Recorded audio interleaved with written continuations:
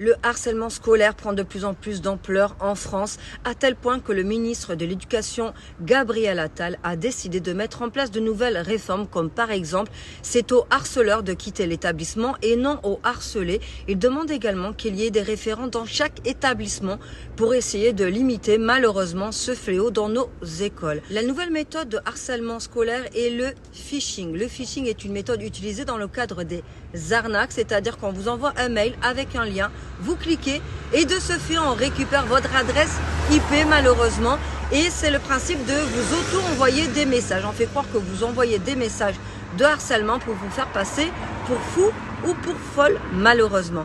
Dans le cas d'Océane, 14 ans, dans la ville de Douven, les faits se déroulent depuis plus de 1 mois. Ces agresseuses donc utilisent son adresse IP, l'adresse IP de sa maman. A priori, elle a essayé de retourner dans son établissement scolaire. Elle a été malheureusement victime de coups et de blessures. Depuis, c'est sur les réseaux sociaux que ça se passe avec sa propre adresse IP. Ces agresseuses l'ont inscrit sur des sites gays pour adultes.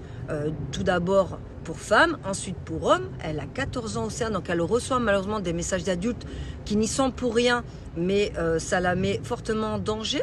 De plus, ces agresseurs se sont déplacés en bas de chez Océane en menaçant à la fois sa mère, donc la mère de famille, Corinne, et la jeune fille. Les enquêtes de gendarmerie sont en cours. Ce sont les gendarmes de Douven qui sont sur le dossier, sur l'enquête. C'est très compliqué du fait de l'utilisation de cette méthode appelée le phishing. Donc c'est vraiment pas simple. La mère de famille, Corinne Châtel, a pris un avocat qui va de coup écrire au procureur pour pouvoir faire un point sur ce dossier. Le rectorat est alerté. Le rectorat justement surveille de près la jeune Océane qui dernièrement malheureusement a écrit une lettre de suicide car elle n'arrive plus du tout à tenir le coup. L'affaire est prise très au sérieux par les autorités.